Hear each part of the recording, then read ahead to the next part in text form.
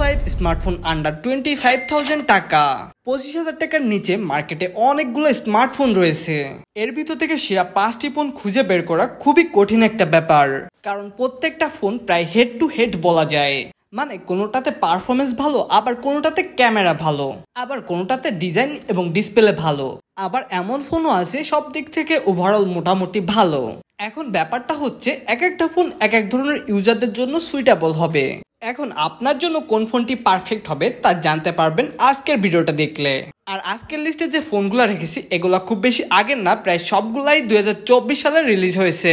তাহলে আর দেরি না করে লিস্টে কি কি ফোন রেখেছি তা দেখে নেওয়া যাক।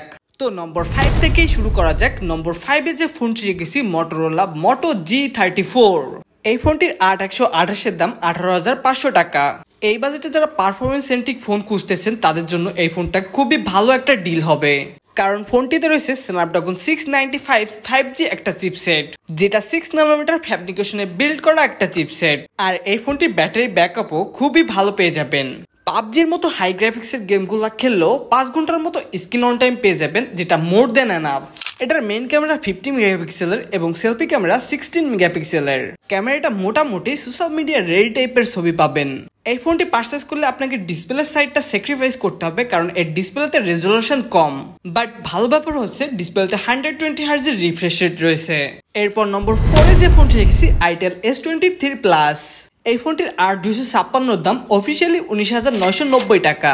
যারা অনেক বেশি মিডিয়া কনজিউম করেন এবং স্টাইলিশ একটা ফোন দরকার তাদের জন্য এই ফোনটা খুবই ভালো একটা অপশন হবে, কারণ এই ফোনটিতে রয়েছে full HD plus AMOLED curve display. ফোনটির মেইন ক্যামেরা 50 মেগাপিক্সেলের এবং সেলফি ক্যামেরা 32 মেগাপিক্সেলের। এটার মেইন ক্যামেরা মোটামুটি, বাট সেলফি ক্যামেরাটা অনেক শার্প এবং ডিটেলস ধরে রাখতে পারে। 20,000 টাকার ভিতরে সেলফিতে 32 মেগাপিক্সেলের ক্যামেরা আর অন্য কোনো ফোনে আছে বলে আমার মনে হয় না।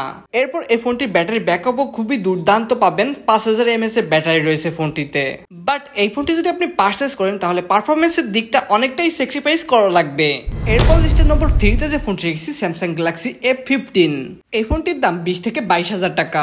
এই প্রাইস পয়েন্টে ভালো একটা ডিসপ্লে, ভালো ক্যামেরা এবং সব থেকে ভালো ব্যাটারি ব্যাকআপ চাচ্ছেন তাদের জন্য এই ফোনটা খুবই ভালো একটা অপশন হতে পারে, কারণ এই ফোনটিতে রয়েছে 6000 mAh এর ব্যাটারি, সুপার অ্যামোলেড ডিসপ্লে আর ক্যামেরাতে EIS রয়েছে, যার ফলে ভিডিওতে ভালো একটা স্টেবল ফুটেজ পাবেন। মেইন ক্যামেরা 50 মেগাপিক্সেলের এবং ফ্রন্ট ক্যামেরা 30 মেগাপিক্সেলের। আপনারা কম বেশি সবাই জানেন স্যামসাং ফোনের ক্যামেরার মেগাপিক্সেল কম হলেও ছবির কোয়ালিটি দুর্দান্ত হয়। এই ফোনটিও তার ব্যতিক্রম না। এই ফোনটি দিয়ে খুবই ভালো ন্যাচারাল ছবি তুলতে পারবেন। এটার পারফরমেন্স মোটামুটি বলবো, খুব বেশি ভালোও না আবার খারাপও বলা যায় না। মানে এই বাজেটে ওভারঅল সব দিক থেকে ভালো হতে হবে এমন কোন ফোন খুঁজতেছেন তাদের জন্য এই ফোনটা খুবই ভালো অপশন হতে পারে। এরপর লিস্টের নম্বর 2-তে যে ফোনটি রেখেছি রিয়েলমি P1। এই ফোনটির দাম 25 থেকে 28,000 টাকা।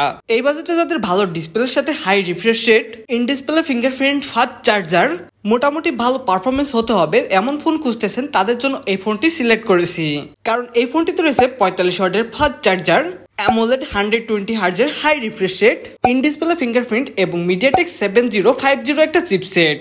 এখন এই ফোনটি পারচেজ করলে এটার ক্যামেরাতে কিছুটা স্যাক্রিফাইস করা লাগবে, কারণ এই বাজেটে অন্য ব্র্যান্ডের ফোন এর থেকে বেটার ক্যামেরা অফার করতেছে।